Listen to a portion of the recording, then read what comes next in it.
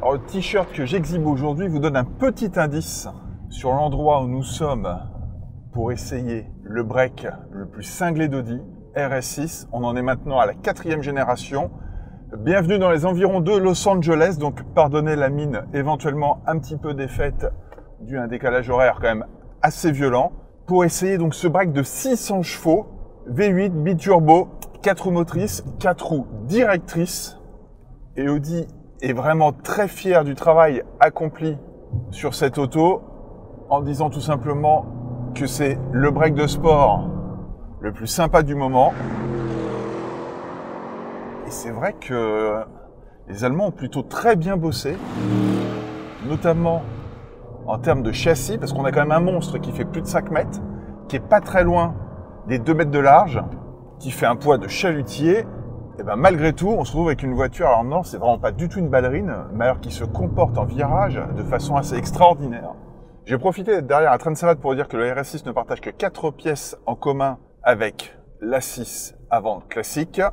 Tout le reste est complètement nouveau, à commencer par les ailes, absolument énormes, caractéristiques vraiment visuelles de toutes les RS6 depuis que la voiture est apparue.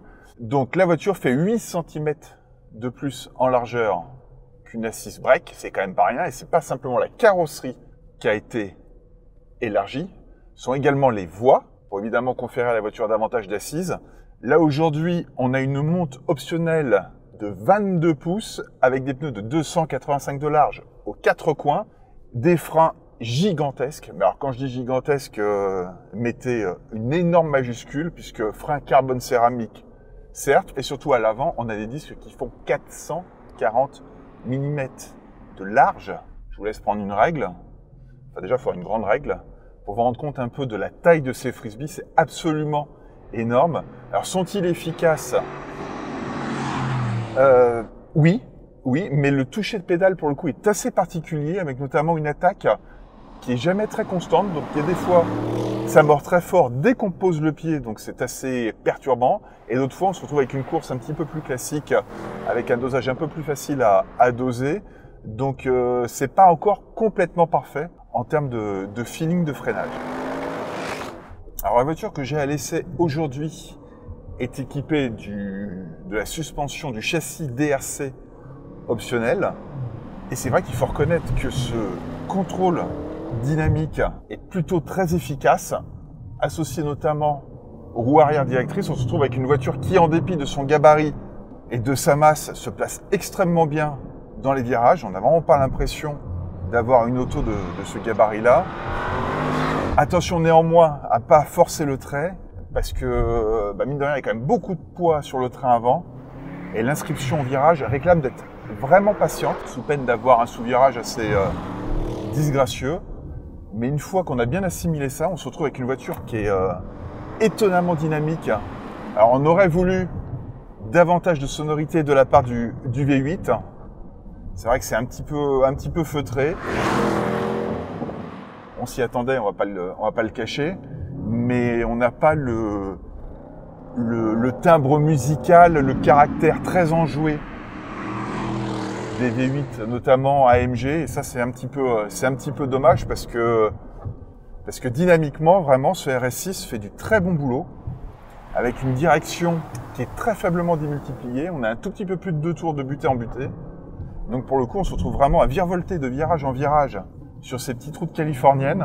Alors la boîte est une boîte automatique Tiptronic à 8 rapports.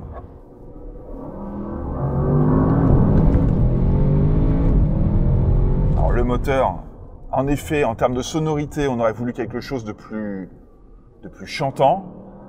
En revanche, en termes de prestation et d'accélération, on peut difficilement être déçu. Il y a quasiment 82 mètres kg. Alors, je peux vous dire que dès qu'on écrase l'accélérateur, ça envoie très très fort. Le RS7 était réussi. Et ben le pari est de nouveau relevé avec le RS6. Reste évidemment la question, quand on a quasiment 130 000 € à dépenser, faut-il les dépenser dans un break qui évidemment n'offrira pas la même tenue de route qu'une GT à chacun de voir, mais pour qui cherche à se faire plaisir en famille sans vraiment sacrifier son plaisir de conduite. C'est un bon cheval. Notre préférence va malgré tout à une M5 qui est plus équilibrée, qui est plus démonstrative dans sa conduite. Mais il faut reconnaître que ce RS6 fait vraiment mieux que la précédente génération. Et puis surtout, quelle gueule!